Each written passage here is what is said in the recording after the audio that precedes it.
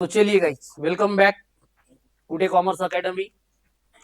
तो जैसे कि हमने चैप्टर सेकंड चालू किया था, तो उसमें हमने पहले इंट्रोडक्शन देखा था बेटा।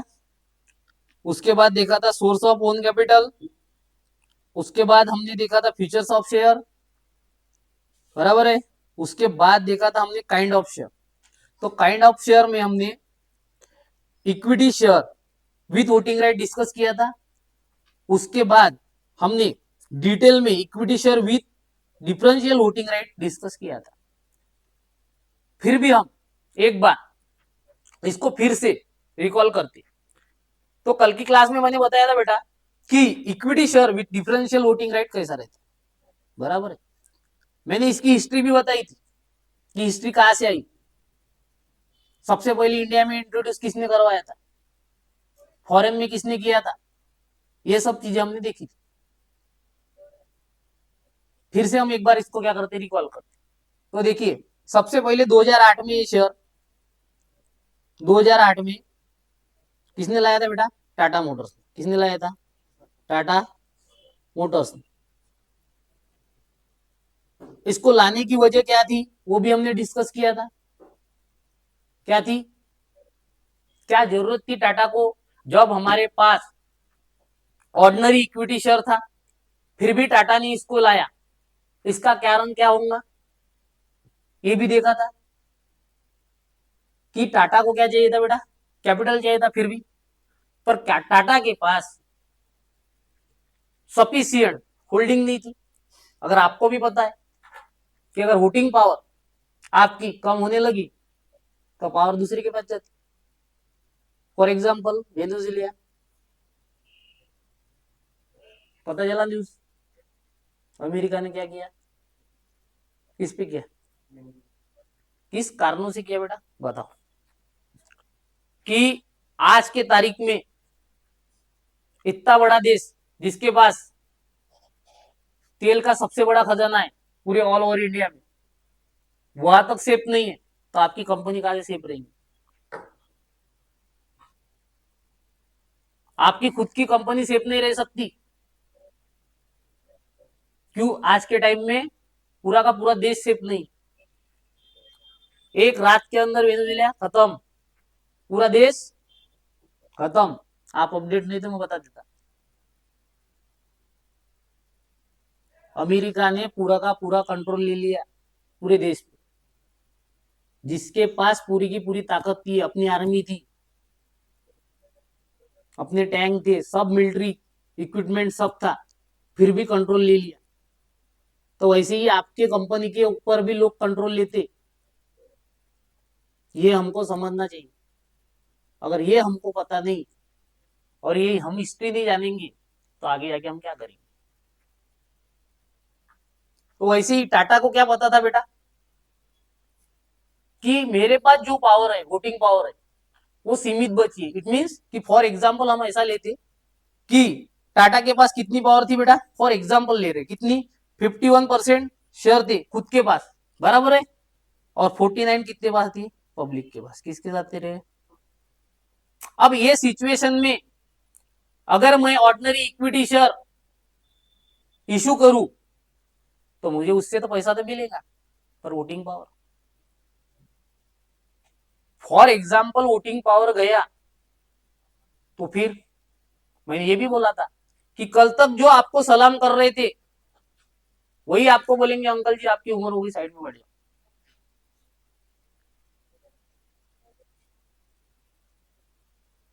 क्या बोलेंगे, आपकी उम्र हो गई, आप साइड में बैठ जाओ। क्यों, पावर आपने लूज कर दी।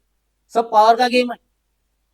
अमेरिका के पास पावर है करके उसने एक देश को क्या कर लिया, कंट्रोल कर लिया। ना आप सिक्योर्ड हो, ना इंडिया सिक्योर्ड है। आपको लगता होगा आपका इंस्टा, यूट्यूब, व्हाट्सएप, फेसबुक, एक भी चीज खुद की नहीं है बेटा। 10 मिनट के लिए अगर बंद कर देगा ना आपको समझ में नहीं आएगा, पूरा का पूरा इंडिया खत्म। 10 मिनट के लिए अगर उसने व्हाट्सएप, इंस्टा सब कम्युनिकेशन चैनल बंद कर दिए, क्योंकि उसके कंट्रोल में वो अपनी अपनी स्टेट लेके चल रहा है, वो कुछ भी करे। 10 मिनट के लिए अगर उसने बंद कर दिया आपका कम्युनिकेशन लास्ट टाइम पे, जब भी उसको कुछ करना तो आपका भी काम खत्म। आपको भी पागल बना सकता है व्हाट्सअप, यूट्यूब, क्योंकि वेनेजुएला के अंदर लास्ट के 20 मिनट पूरा बंद कर दिया, पूरा बंद कर दिया, पूरा देश कैप्चर कर लिया, उसके राष्ट्रपति को लेके गए अमेरिका, जहां भी लेके गए।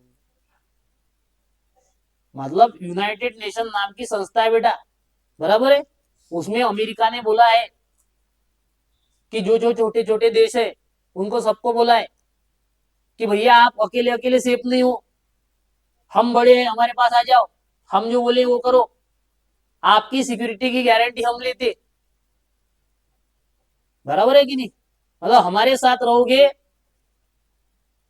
तो सेफ रहोगे, वरना कोई भी देश आपको उठा के ले जाएगा कभी भी, और वो कोई भी देश खुद ही है,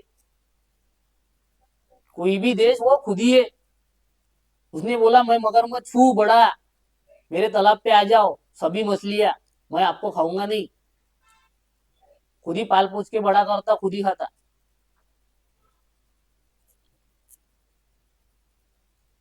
तो वो अपनी ऐसी ताकत दिखा सकता है आज के टाइम पे अमेरिका, तो आपके कंपनी के अंदर भी कुछ भी हो सकता है। देश खा सकता है पूरा का पूरा, तो कंपनी खाने के लिए कितना टाइम लगता है? बराबर है। तो यही सोच कहीं ना कहीं उस टाइम पे टाटा की मैनेजमेंट के अंदर आई हुई, कि उनको ये डर था कि कल जाके मैं इक्विटी शेयर रेज भी करूं। बराबर है कि नहीं? अगर मेरा वोटिंग पावर डायल्यूट हुआ, वोटिंग पावर अगर मेरा कहीं गया, तो मेरी कंपनी का भरोसा है क्या? लोगों का भरोसा है क्या? आपका दोस्ती देख लो, थोड़ा सा उसके पास कुछ आने के बाद उसके तेवर बदलते। आप ही लोग बोलते क्यों नहीं वो बदल गया, वैसा नहीं रहा, बॉयफ्रेंड बदलता, गर्लफ्रेंड बदलती, बदलता क्या नहीं बदलता आदमी, वो तो पावर है, पावर आने के बाद सब बदलती। तो यही बात उनके दिमाग में थी, तो उनको लगा कि फॉर एग्जाम्पल हमको कैपिटल भी चाहिए, उसके बाद भी हमने जो हमारा वोटिंग पावर है वो भी डाइल्यूट नहीं होना चाहिए। तो उन्होंने सोचा कि क्या ऐसी सिचुएशन या ऐसी व्यवस्था है जिससे हम क्या करें, कैपिटल भी ले और पावर भी नहीं गवाए। तो इसमें एक ऑर्डिनरी शेयर से एक थोड़ा सा डिफरेंस बताया बेटा, देखो, equity share with differential voting right. अब डिफरेंशियल वोटिंग राइट समझना है, क्योंकि इक्विटी शेयर तो हमको समझ गया सर, इक्विटी शेयर का मतलब कि हमको क्या मिलता, वोटिंग राइट मिलता, हम मालिक है, सर हमको डिविडेंड मिलेगा प्रेफरेंस शेयर देने के बाद, बाकी जो भी पैसा रहेगा हमारा अधिकार है, हम मालिक है, इतना हमको समझता।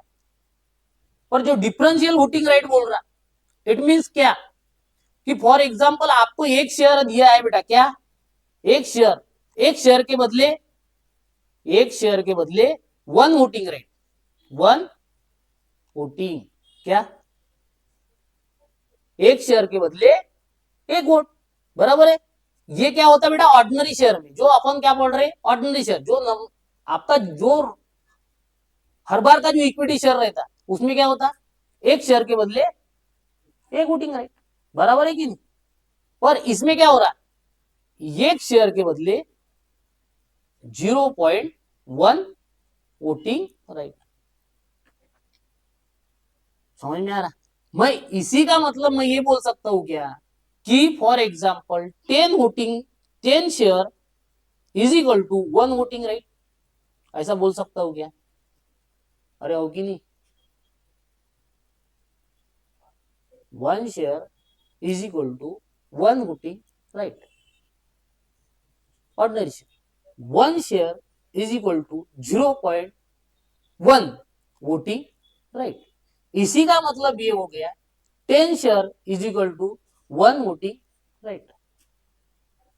अब यहाँ पे आप ऑब्जर्व कर रहे बेटा इसी पे, कि आपको समझ में आ रहा है कि आपने एक वोटिंग देने के बदले 10 गुना कैपिटल क्या किया, रेस किया। दिख रहा क्या? ये देखो यार, ये देखो, ये देखो, ये वाला, ये क्वेश्चन और ये वाला, यहाँ पे एक शेयर दिया तो एक वोटिंग दे रही थी, अब यहाँ पे 10 शेयर देने के बाद आपको 1 वोटिंग मिल रहा। मतलब इसको कैलकुलेशन भी अगर हम करें ऐसा, फॉर एग्जाम्पल आप 100 रुपए का क्या ले रहे बेटा, शेयर ले रहे, तो आप एक वोटिंग राइट दे रहे थे, अरे हो कि नहीं। पर यहाँ पे क्या कर रहे, 1000 रुपए का शेयर दे रहे और एक 1 वोटिंग राइट दे रहे, मतलब 10 गुना आप क्या कर रहे बेटा, कैपिटल ज्यादा रेस कर रहे और वोटिंग राइट कम दे रहे। पर क्या एज अ इन्वेस्टर आप भी इतने पागल हो, एज ए इन्वेस्टर आप भी इतने पागल हो कि सर मैं 10 गुना कैपिटल दू, एक वोटिंग, इससे अच्छा मैं इक्विटी शेयर लू, नहीं करना मेरे को तुम्हारी कंपनी में इन्वेस्ट, जाओ 10 कंपनी है, नहीं करूंगा। लगता कि आपको इन्वेस्टर इतने पागल है, नहीं ना।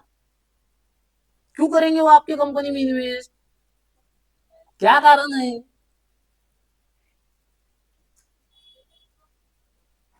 इन्वेस्टर क्यों करेंगे, ये सबसे बड़ा दिमाग में तो सवाल आया होगा कि सर हम क्यों करेंगे जब हमको 10 गुना कैपिटल ज्यादा देना पड़ रहा,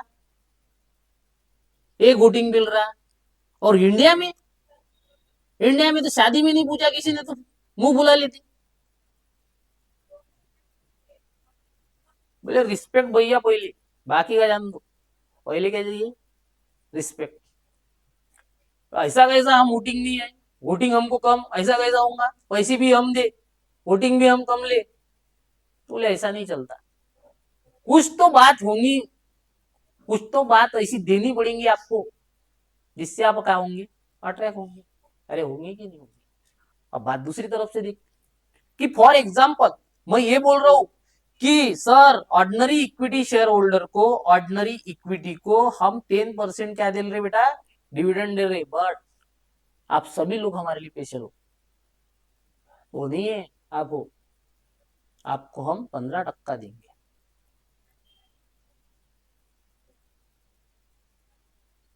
आप क्या बोलोगे, अब अब भी ये सिचुएशन में आप क्या बोलोगे,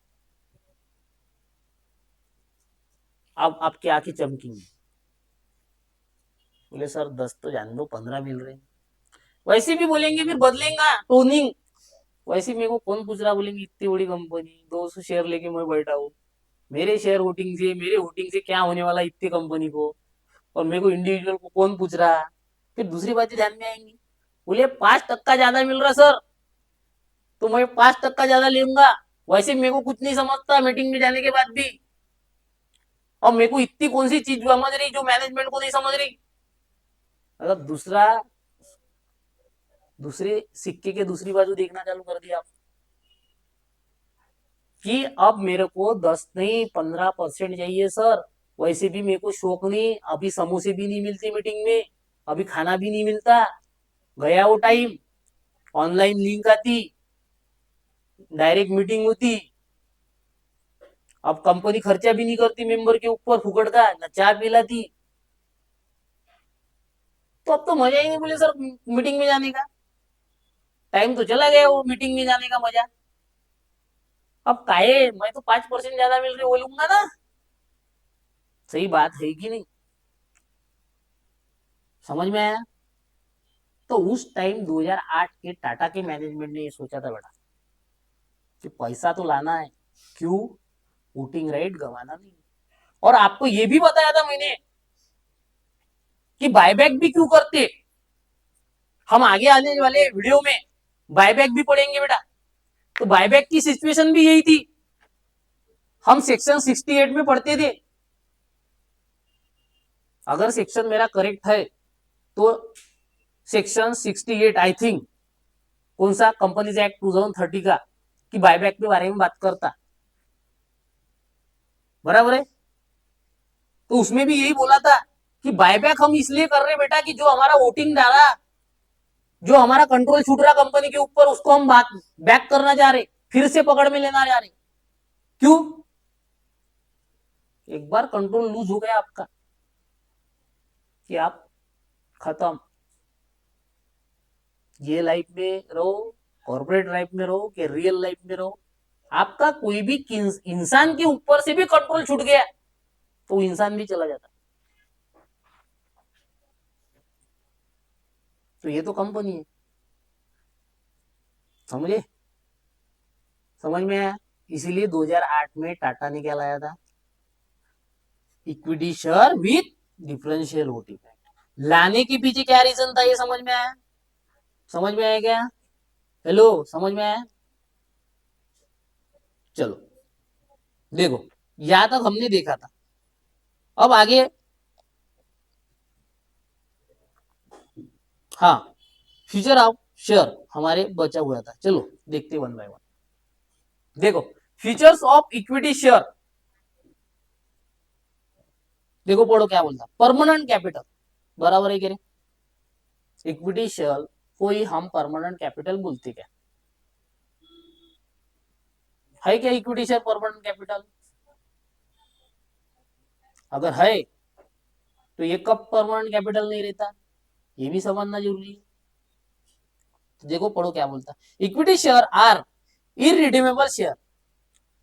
रिडीमेबल का मतलब क्या होता है बेटा? कि जब आप कंपनी को कोई भी पैसा देते और वो कंपनी आपको लौटा देती, उसको क्या बोलते? रिडीमेबल। जो हम आगे पढ़ेंगे वन बाय वन। पर अभी क्या समझ लो कि रिडीमेबल का मतलब क्या होता है? कि जो भी कंपनी को हम पैसा देते, वो कुछ टाइम के बाद कंपनी आपको वापस करती, उसको बोलते रिडीमेबल। तो इरिडीमेबल क्या हो गए? कि कंपनी आपको कभी पैसा वापस नहीं देगी। सिंपल बात, समझ में आया? देखो बोलो क्या, equity share are irredeemable share, the amount received from equity share is not refundable by the company during its life time. बोले भैया तुम्हारे लाइफ टाइम अब पैसा नहीं मिलेगा। हो गया ब्लॉक, आपने दे दिया, हो गया ब्लॉक। देखो, equity share become refundable only in the event of winding of the company decide to buy back its share. अब भी कुछ थोड़ी देर बाद मैंने बोला बाय बैक, कि आपको पैसा तब तक मिलेगा जब जब आप कंपनी क्या होंगी, या तो वाइंडिंग होगी। इक्विटी शेयर वैसे तो इरिडीमेबल है सर, वो कभी भी आपको पैसा नहीं मिलेगा वापस आपका।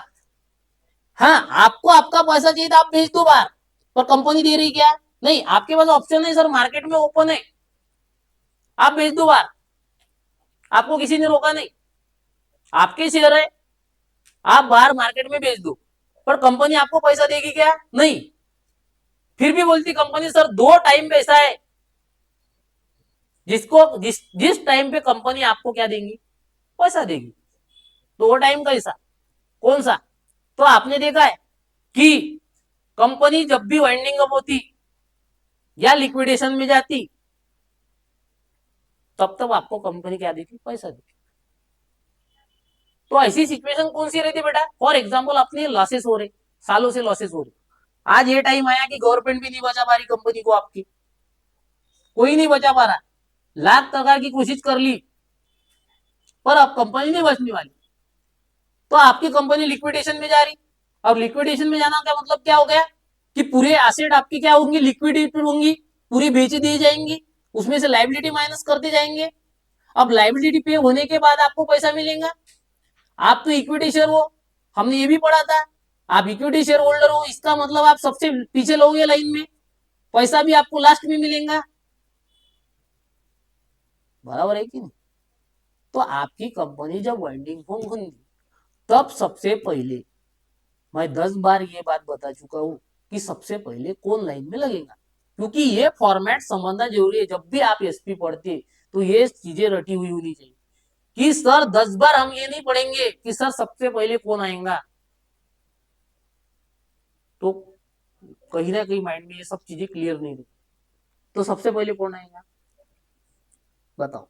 कि जब भी कंपनी वाइंडिंग अप होंगी तो हमको सबका पैसा देना है बेटा, लाइबिलिटी देना है, प्रेफरेंस शेयर होल्डर को देना है, इक्विटी शेयर होल्डर को बचा हुआ देना है।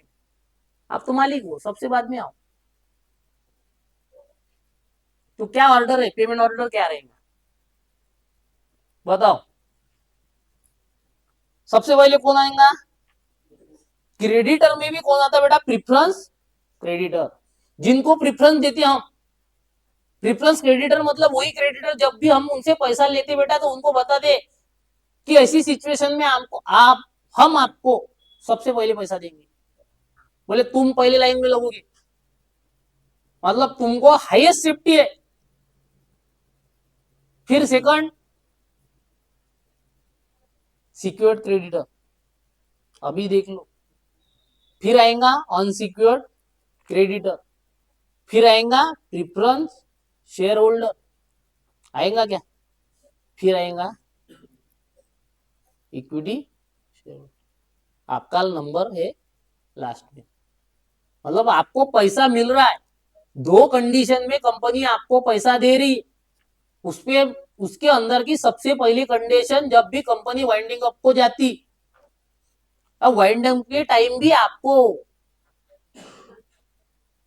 जब भी बंटवारा होगा तो आपको आना है पिछू लास्ट।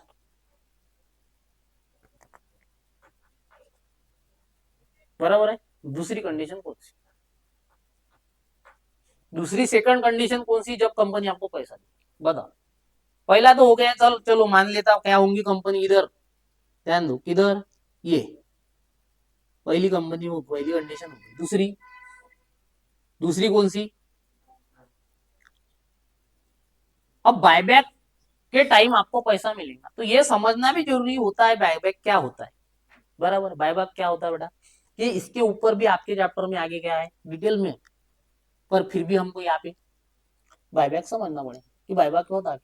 बायबैक का मतलब ऐसा बेटा कि जैसे हमने टाटा की कंडीशन देखी थी कि उनको क्या हो रहा था बेटा, वोटिंग पावर का फर्क पड़ रहा था, कंट्रोलिंग लूज हो रही थी, तो ऐसी कंपनियों को बहुत बार लगता कि हमारी कंट्रोलिंग क्या हो रही बेटा, लूज हो रही, तो उस समय वो क्या करते, इक्विटी शेयर होल्डर को ऑफर देते कि सर आपकी मार्केट में 115 की वैल्यू चल रही, हम 120 देते, आप शेयर हमको वापस दो, आपको पट्टा होगा तो आप कंपनी को वापस दो देंगे। मतलब जो भी पैसा, जो भी शेयर आपके पास है वो कंपनी के पास क्या जाएंगे, चले जाएंगे, आपको अपना पैसा मिल जाएगा और कंपनी के पास वोटिंग रेट बढ़ेंगे। मतलब कंपनी के पास इनडायरेक्टली क्या बढ़ेगा, कंट्रोल बढ़ेगा। समझ में आया क्या? होगी नहीं कि दो सिचुएशन में आपको पैसा मिलेगा, इक्विटी का भी पैसा, फिर से कंफ्यूजन नहीं रखना, आप अपने शेयर के मालिक हो, आप स्टॉक एक्सचेंज में बाहर जाके अपने शेयर बेच सकते हो, इसको किसी ने आपको रोका नहीं। अगर खुद से कंपनी आपको पैसा कब कब देंगी, जब या तो वाइंडिंग अप होंगी या तो उसका बायबैक होगा, दो कंडीशन में आपको पैसा मिलेगा। समझ में आएगा? देखो पढ़ो आगे क्या बोलता। Winding up of the company decide to buy back share, thus equity share capital is a long term and permanent capital of the company। इसीलिए हम बोलते बोलते इसको क्या है, ये परमानेंट कैपिटल। अब दोनों कंडीशन में अगर आप देखो, कंपनी कभी लॉस में नहीं गई, कंपनी बढ़ती ही जा रही, बढ़ती ही जाएगी, और लाइफ टाइम में इसको ऐसा मूवमेंट नहीं आया कि इसको डर लगने लगा कि कहीं ना कहीं मेरा कंट्रोल छूट रहा, ऐसा इसको कभी डर ही नहीं लगा। अगर आपको ऐसा कभी डर ही नहीं आया ना, मतलब आप सेफेस्ट हो, तो आप काहे पैसा वापस करोगे, करोगे क्या नहीं, इसीलिए वो क्या हो गया बेटा, परमानेंट, परमानेंट, परमानेंट कैपिटल। समझ में आया? चलो सेकंड पॉइंट देखो, क्या है रे, फ्लक्चुएटिंग डिविडेंड। पढ़ो क्या बोलता है। अब तुमको इतना दो क्लास होने के बाद तो ये तो समझ में आया होगा बेटा कि फ्लक्चुएटिंग डिविडेंड बोलती, हमने ये भी पढ़ा था कि इक्विटी शेयर होल्डर को कभी भी dividend fix rate of dividend से नहीं मिलता। आप तो मालिक हो, इस बार कम मिलेगा, अगली बार ज्यादा मिलेगा, ज्यादा प्रॉफिट तो ज्यादा डिविडेंड। समझ में आया? तो फिक्स रेट ऑफ डिविडेंड किसको मिलता है, प्रेफरेंस शेयर होल्डर को। बराबर, पढ़ो क्या बोलता है, equity share do not have the fix rate of dividend, the rate of dividend depend upon the movement of the profit earn by company. बोले रेट ऑफ डिविडेंड जो भी है डिपेंड काय पे, जितना प्रॉफिट कमाओगे उतना डिविडेंड बांटेंगे हम। बराबर है कि नहीं? देखो आगे, if the company earn the more profit dividend is the paid the higher rate, ज्यादा प्रॉफिट कमाए तो हमने ज्यादा रेट से दी। On the other hand if there is insufficient profit और लॉस बोर्ड ऑफ डायरेक्टर में postpone the payment of dividend. बोलते या तो लॉस हुआ या तो इनसफिशियंट प्रॉफिट हुआ। अब इनसफिशियंट प्रॉफिट का मतलब क्या होता है बेटा, बताओ। प्रॉफिट तो हुआ है पर उतना सफिशियंट नहीं है। अब सफिशियंट का मतलब क्या हुआ, बताओ। कि भैया जो भी लाइबिलिटी है ना हमारे ऊपर, वो अगर हम पेड करेंगे तो उसके बाद हमारे पास कुछ बचता नहीं, मतलब इनसफिशियंट है। कभी आप बोलते हैं, लोग बोलते हैं अरे तेरे पास क्या काम है, तो आप बोलते नहीं नहीं, तेरे पास क्या काम है मतलब तेरे को नहीं पता वहां मेरे को किस चीज के लिए चाहिए, बराबर। तो इनसफिशियंट का मतलब क्या हुआ, प्रॉफिट तो हुआ सर पर लाइबिलिटीज इतनी है कि वो पेड करते करते कुछ प्रॉफिट नहीं बचेगा। मतलब आप इंटरेस्ट दोगे, सब दोगे डिबेंचर का, समझ में, तो ये सब देने के बाद कुछ भी प्रॉफिट हमारे पास बचेगा नहीं। उसके कारण उसको क्या बोलते बेटा, इनसफिशियंट, बराबर है। Share holder cannot compel them to declare and pay dividend, क्या नहीं कर सकते कम, शेयर होल्डर बोल सकते क्या नहीं, डिविडेंड बांटो डिविडेंड बांटो डिविडेंड बांटो, देखा क्या आपने, नहीं बांट, वो तो किसका डिसीजन है, बोर्ड ऑफ डायरेक्टर का। The income of equity share is uncertain and irregular, जो भी आपको इनकम मिलेगा वो अनसर्टेन है। सर्टेन है क्या, अनसर्टेन और सर्टेन का मीनिंग क्या होता है,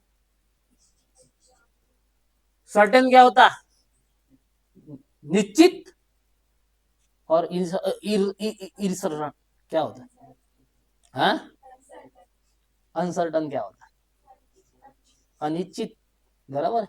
क्या होता है, अनिश्चित, अनिश्चित है, क्या है, अनिश्चित है, क्या अनिश्चित है, डिविडेंड, बराबर है। चलो, the income of equity share is uncertain and irregular. अब इरेगुलर क्या होता है, इरेगुलर क्या रहता है, हाँ, रेगुलर इट मीन्स कि आपको प्रिफरेंस शेयर होल्डर को, या तो आप ऐसा ले सकते हो उसको कि डिबेंचर को जो भी हम इंटरेस्ट देते वो क्या है, रेगुलर है, देना ही पड़ेगा भैया, तुम देख लो अपना काम क्या है, तो तुम जानिए तुम्हारा काम जानिए, हमको पैसा इंटरेस्ट दो। पर इक्विटी शेयर को ऐसा है क्या, नहीं। देखो, the income of the equity share is uncertain and irregular, the equity share get a dividend at fluctuate rate, बराबर है, हमने ऊपर ही पढ़ा था कि जैसा प्रॉफिट वैसा डिविडेंड, समझ, फ्लक्चुएट है, कम ज्यादा होगा। चलो आगे वाला, राइट। अब बोलते इक्विटी शेयर होल्डर को राइट है, राइट, राइट मीन्स क्या, किस किस बात का, और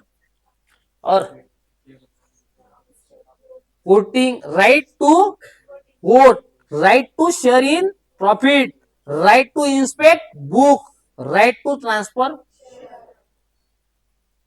आपको तो पहले वोटिंग राइट है, आप प्रॉफिट में अधिकारी बनोगे उसका भी राइट है, आप बुक इंस्पेक्ट कर सकते उसका भी राइट है, right to transfer of share, आपको ये भी अधिकार है कि आप अपने शेयर बेच भी सकते, बराबर है। चारों राइट, सबसे पहले आपको अधिकार है मीटिंग में वोटिंग करने का, दूसरा प्रॉफिट में भागीदार आप रहोगे, तीसरा राइट जो भी बुक्स ऑफ अकाउंट है कंपनी के अंदर, जो भी बैलेंस शीट है उसको आप इंस्पेक्ट कर सकते, चेक कर सकते, आप तो मालिक हो बेटा, आप कुछ भी कर सकते। चौथी बात,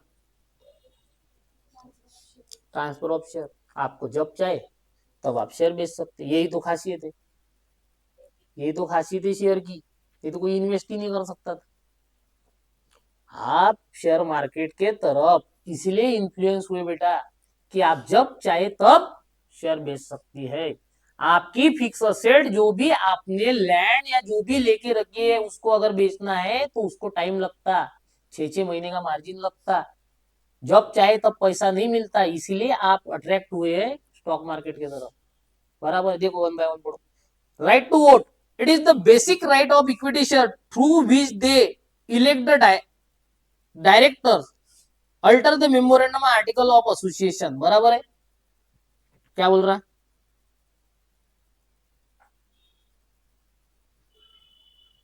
जो भी जैसा आपको अधिकार कॉन्स्टिट्यूशन ऑफ इंडिया ने दिया है वैसा ही राइट आपको कंपनी के मेमोरेंडम ने दिया है। कंपनी का कॉन्स्टिट्यूशनल डॉक्यूमेंट कौन सा है? Memorandum of association. बराबर। Next point, right to share in profit. It is the important right of equity share. They have right to share in profit when distributed of dividend if the company is successful and makes handsome profit. They have advantage getting large dividend. Handsome profit रहता, दिखने में अच्छा रहता। बराबर है। Handsome profit कैसा रहता बेटा? दिखने में अच्छा। कैसा दिखता होगा वो? हैंडसम प्रॉफिट कैसा दिखता होगा? अच्छा दिखता होगा। हैंडसम प्रॉफिट का मतलब क्या हुआ यार? मतलब जो प्रॉफिट हमने एक्सपेक्ट किया था उससे भी अच्छा हुआ, वो हो गया हैंडसम प्रॉफिट। समझ में आया? तो आपको डिविडेंड भी वैसा मिलेगा। Right to inspect book. आप कंपनी के मालिक हो, मालिक आप कुछ भी कर सकते, आओ घर पधारो और बुक्स चेक करो, करे। Right to transfer share. आप अपने प्रॉपर्टी की क्या हो? मालिक हो, आप बेच दो जब चाहे तब, जब मन होगा तब बेच दो। देखो, equity share holder enjoy the right transfer of share as per the procedure let down in article of association. अब जब बेचना है तब बेचो, आर्टिकल का थोड़ा जो भी कंडीशन होगी वो देख लो। अगर फॉर एग्जांपल आपकी प्राइवेट लिमिटेड होगी, आपने 11th क्लास में पढ़ा होगा कि प्राइवेट लिमिटेड जब भी कंपनी रहती तो थोड़ी सी रिस्ट्रिक्शन रहती मेंबर को शेयर ट्रांसफर करती हुई। पब्लिक कंपनी में तो रिस्ट्रिक्शन है, जो दो कुछ है तो वो लीगली है। बराबर है। पर प्राइवेट कंपनी रिस्ट्रिक्शन लगाती, सबसे पहले तो प्राइवेट कंपनी तो आप तो पहले शेयर ट्रांसफर नहीं कर सकते आपके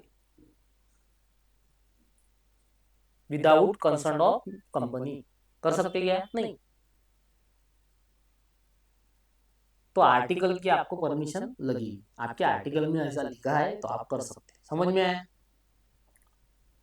पॉइंट नंबर 4 पढ़िए, पढ़िए और बताइए मुझे क्या बोल रहा।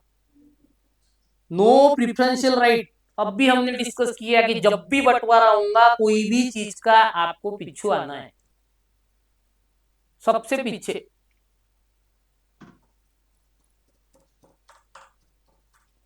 तो आपको प्रिफरेंशियल राइट है क्या? नहीं, पढ़ो वही लिखा होगा। Equity share holder do not enjoy the preferential right in respect of payment of dividend. They are paid dividend only after a dividend on preference share has been paid. Preference share को जब भी dividend मिलेगा उसके बाद आपको dividend मिलेगा। Similarly at the time of winding of company the equity share holder paid a last. वैसे ही जब वाइंडिंग ऑफ कंपनी होंगी आपकी तो पैसा भी आपको लास्ट में मिलेगा। समझ में आया? बोलो आगे। कंट्रोलिंग पावर है क्या आपके पास? अभी जो भी बात हो रही तो कंट्रोलिंग की तो हो रही थी अब तक। कंट्रोलिंग में बेटा कोई इथिक्स नहीं, सब पावर का गेम है, जिसकी लाठी उसकी भैंस।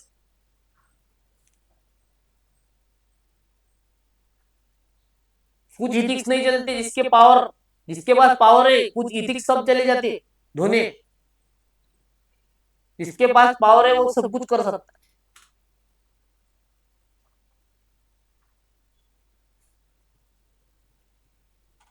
समझ में?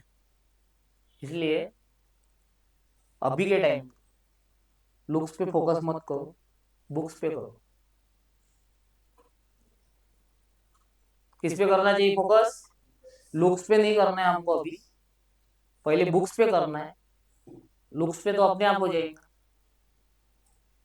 तो जो भी आज के जमाने में बात तो इसी की बेटा, कंट्रोलिंग, कंट्रोलिंग पावर। अब जो भी बंदा आईआईटी से पढ़ता, आईआईएम से पढ़ता, MBBS होता, MD होता, उसके बाद भी उसको IAS बनना रहता। काहे? सब तो पावर का खेला है। तुमको वहां की करोड़ों की सैलरी मिल रही IIT से पास आउट होने के बाद, तुमको लगता है IAS ऑफिसर की उतनी सैलरी है? IAS ऑफिसर की सैलरी 1 लाख रुपए पर मंथ, और वह करोड़ों की ले रहा। बोले भैया हम गूगल से जॉब छोड़ के आए, काहे? UPSC। बोले हमको देशभक्ति चाहिए। देशभक्ति, देशभक्ति के लिए नहीं है भैया, तुम सुख सुविधा भोगने के लिए। तुमको अभी चाहिए पावर। आदमी ऐसा ही है, जब उसको खाने को कुछ नहीं रहता तो वो सिर्फ खाने की सोचता। थोड़ा सा पैसा आना आएगा तो वो काय की सोचता बेटा?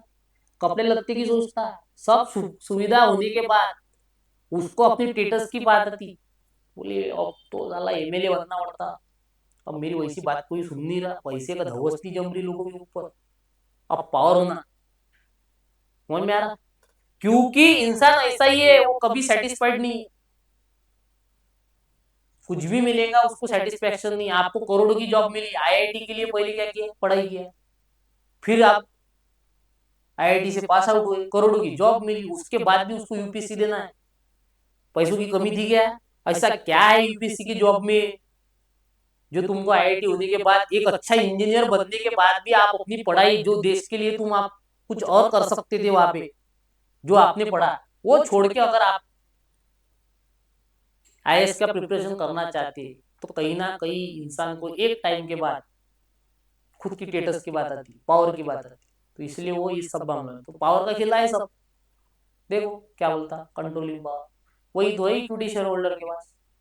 क्या है? Controlling power. किसको कंट्रोल करती? खुद को? किसको?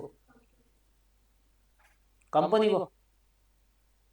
किसको कंट्रोल करता है इक्विटी शेयर होल्डर? कंपनी को या कंपनी के मैनेजमेंट को? कौन सी मैनेजमेंट? अरे कंपनी के अंदर कौन सी मैनेजमेंट है जिसको कंट्रोल करना है आपको? देखो पढ़ो, देखो। The control of company is vested with the equity shareholder. They are often described as a real master of the company. बोले भैया हम ही मास्टर है। अब रियल मास्टर क्या होता है? चलाने वाला वही है। देखो आगे क्या बोलता है। It is a because they enjoy the exclusive voting right. They act provide the right to cast vote proportion to the shareholding.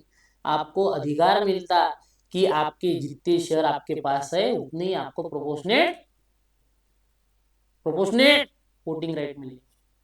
मिलती कि नहीं इक्विटी शेयर होल्डर को? ऑर्डिनरी इक्विटी शेयर होल्डर की बात कर रहा हूँ, समझ में? आपके जितने शेयर है उतने ही आपको क्या मिलते हैं बेटा? Voting right.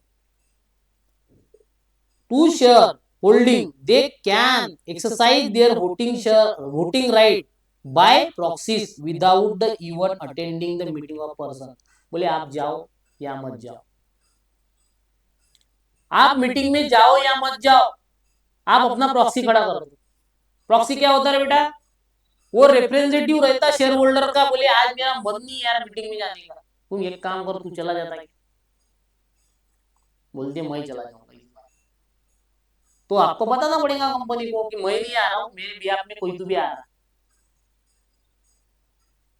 तो कंपनी एक्ट में बेटा सेक्शन 105 प्रॉक्सी के बारे में बोलता। क्या बारे में बोलता? अगर मैं रॉन्ग नहीं हूं तो सेक्शन क्या है? 105 कंपनीज एक्ट 2013 क्या बोलता कि आप शेयर होल्डर हो और आपको मीटिंग में नहीं जाना है तो आप प्रॉक्सी भेज सकते हो।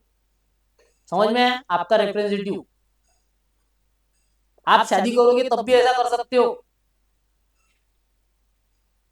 मेरा मन नहीं है, तू चला जा।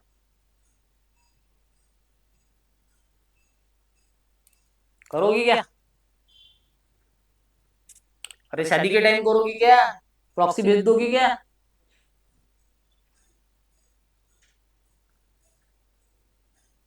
प्रॉक्सी चलो समझ में आया? By exercising the voting right they can participate in the management and affair. अब अफेयर में भी क्या करता बोलते, कौन सा अफेयर है? अरे कौन सा अफेयर है ये? कौन सा अफेयर है? कंपनी का अफेयर। अफेयर इसमें कि जो भी डिसीजन रहेंगे, जो भी मैटर रहेंगे, उसमें आप पार्टिसिपेट करो। ये तुम्हारा अफेयर है क्या? नहीं। समझ में आया? चलो आगे।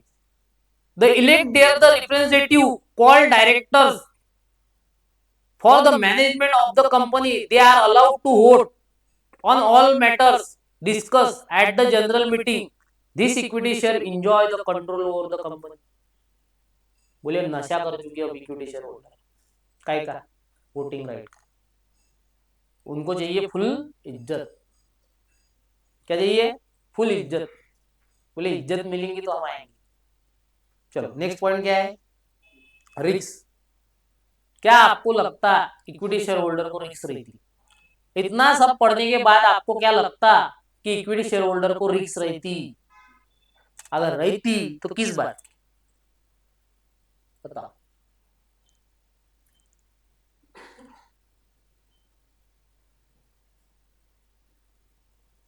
अगर रिस्क रहती तो किस बात की रहती?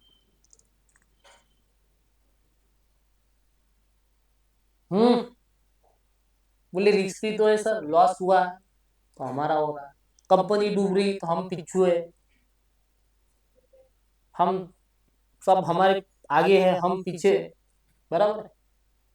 रोते टाइम तो ऐसा ही बताता सर, डिसएडवांटेज बताने कि सर जब लॉस होगा तब हमको ही मरना है, और कंपनी बंद होंगी तब भी हमको ही मरना है, बराबर। देखो पढ़ो क्या, equity share holder are bear the maximum risk in the company. They are describe the stock absorbers when the company has financial crisis. बोले जब भी आपको झटके लगेंगे, कंपनी को झटके लगेंगे, तो वो सिर्फ किसको लगेंगे? Equity share holder. तुमको जो भी शॉक लगनी है वो एब्जॉर्ब करनी है। बोले जितने जितने झटके लगेंगे सब हमको एब्जॉर्ब करने। क्यों? अब कौन सी झटके लगेंगे? इलेक्ट्रिक वाले लगती है? नहीं, फाइनेंशियल क्राइसिस लगती। फाइनेंशियल क्राइसिस जो भी लॉसेस हो रहे वो आपको एब्जॉर्ब करने पड़ेंगे, क्योंकि आपको नहीं इक्विटी शेयर होल्डर। देखो आगे। अब आज के टाइम में आपकी इमेजिन हो रहा होगा कि सर देखो इसको इस बात से भी हम समझते, आज जो आप एसपी पढ़ रहे बेटा तो उसको रियल लाइफ में क्या करो, लिंक करो कि सर फाइनेंशियल क्राइसिस आने के बाद इक्विटी शेयर होल्डर को कैसे शॉक लगेंगे। मेरे को एक बात बताओ, ये डाउट आपको आना चाहिए। अगर ये आप डाउट नहीं आ रहा तो कहीं ना कहीं आपकी पढ़ाई में कुछ ना कुछ कंफ्यूजन कि सर जो भी फेस वैल्यू रहती शेयर की वो तो मैं कंपनी को दे चुका हूं सर, कंपनी का रुपया मेरे ऊपर नहीं है। अब जो भी कंपनी को क्राइसिस आएंगे, लॉस में जाएंगी, company is a separate legal entity, वो तो अपने आप में एक अलग दुनिया है। कंपनी इट मींस ना कि मेंबर। वो तो हमको सबसे पहले बेसिक चैप्टर में ही पढ़ाया गया sir, company is a separate legal entity, it's a artificial person. वो खुद में अपने आप में एक कानून का आदमी है। शॉक तो कंपनी भोगे, हम काहे भोगे? बोले जब मालिक की बात आती तो बोलते कंपनी क्या है बेटा, अपने आप में एक आदमी जिसको कायदा द्वारा प्रस्तावित किया हुआ एक क्या है, कंपनी। तो फिर हमको कैसा शौक लगेगा? हम तो अलग है। क्या सोचे आप किसके ऊपर बताओ, आना चाहिए दिमाग दिमाग। चलिए फॉर एग्जाम्पल आपने कभी कंपनी का क्या लिया बेटा, शेयर लिया, कितने का? 150 रुपए पर, अरे 150 रुपए पर शेयर क्या लिया। अब मार्केट में जब तुम्हारी कंपनी फॉर एग्जांपल लॉसेस में लॉसेस में लॉसेस में लॉसेस में जा रही तो ये शेयर कितने का आ गया? अब मेरे को बताओ, पूरे कंपनी के अंदर किसको इफेक्ट पड़ रहा, किसको पड़ रहा, इक्विटी शेयर होल्डर को, प्रेफरेंस शेयर होल्डर को पड़ रहा। हमको बेटा 2 साल अगर तुमने डिविडेंड नहीं दिया तो तुमको बता रहा हूँ मेरे को इक्विटी में कन्वर्ट होना है। साफ लिखा है, साफ आपके बुक्स में लिखा है कि भैया तुम 2 साल डिविडेंड नहीं दोगे। हाँ देखूंगा मैं तुमको, तुमको 2 साल के बाद मेरे को क्या में कन्वर्ट करना है, इक्विटी में। पर जो इक्विटी शेयर होल्डर है उनकी तो वाट लग गई, भैया कंपनी सालों से लॉस लॉस में जा रही, 150 का शेयर 100 पे आ गया, 50 रुपए लॉस, किसने बियर किया बेटा, इक्विटी। मतलब ये भी शॉक आपको ही भोगना है, आपको इस सिचुएशन में भी कंपनी के साथ खड़ा रहना है कि नहीं कंपनी आज नहीं तो कल प्रॉफिट करेंगी और शेयर ऊपर जाएगा। तो ये शॉक ही तो आप भोग रहे हैं।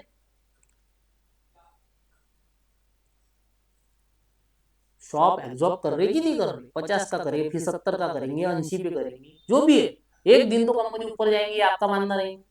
तो जो भी सिचुएशन में आएंगे इनडायरेक्टली किसके ऊपर आती, इक्विटी। समझ में आया। अब ये देखो, देखो if the income of company falls the rate of dividend come down. अरे इनकम जब कम हुआ तो डिविडेंड क्या होगा, कम होगा। Due to this market value of the equity share come down resulting into loss, thus equity share holder are mainly. वही जो मैंने बताया कि आपका शेयर में लॉस हुआ या कंपनी में लॉस हुआ तो आपकी मार्केट वैल्यू जो है क्या होंगी, क्या होंगी रे, कम होंगी, और आपको क्या होगा, लॉस होगा। तो किसको हो रहा है सबसे पहले, वो इक्विटी शेयर होल्डर के लिए हो रहा है। रेसिडुअल क्लेम क्या होता है देखो, रेसिडुअल हम ये 2 पॉइंट पढ़ लेते बेटा, क्योंकि बोनस शेयर और राइट शेयर इसको हमको अच्छे से समझना पड़ेगा, तो इसके लिए हम सेपरेट क्लास रखेंगे, ठीक है। तो अभी हम लास्ट के 2 पॉइंट पढ़ लेते। देखो रेसिडुअल क्लेम क्या है, रेसिडुअल क्लेम क्या होता है, जो लास्ट में जो बचता है वो आपका, बराबर है। देखो क्या बोलते, equity share holder owner and residual claim to all the earning after the expenses taxes are paid. बोले भैया सब बंटवारा होगा उसके बाद तुमने आना, टैक्सेस देना है, गवर्नमेंट भी खा लेगा पहले, इंटरेस्ट भी देना है, उसके बाद आप आओगे, ठीक है। और residual claim means a last claim on the earning of the company. आपकी जो भी कंपनी की अर्निंग होंगी उसमें आपका लास्ट में बंटवारा होगा, बराबर है। चलो, although equity shareholder come last, they have the advantage of receiving the entire the earning that is left over। मतलब आपको लास्ट में आना है हर चीज। देखो वहां पे 4 जन असेट पर देखा, देख लो बेटा क्या बोल रहे, देखो पॉइंट नंबर 8 देख लो क्या बोल रहा, पढ़ो एक बार, एक पॉइंट ले लेते हम ये लास्ट आज का। नेक्स्ट क्लास में हम बोनस और राइट इशू, फेस वैल्यू और मार्केट वैल्यू देखेंगे। पढ़ो क्या बोल रहा, the equity share do not create any charge over the asset of the company. Equity share का कोई चार्ज नहीं है, तुम कंपनी के ऊपर कोई लायबिलिटी नहीं तुम्हारे ऊपर कि नहीं वाह हमने इक्विटी शेयर लिए तो ये जो असेट है और ये लैंड है ये सब हमारे नाम पे मॉर्गेज कर दो, ऐसा होता है नहीं होता। तो कोई चार्ज नहीं, चार्ज मीन क्या होता वो देख लो। Charge on asset means an interest और lien created on asset of the company in the favour of the creditor in case of the company fail to pay debt, creditor can claim it the company.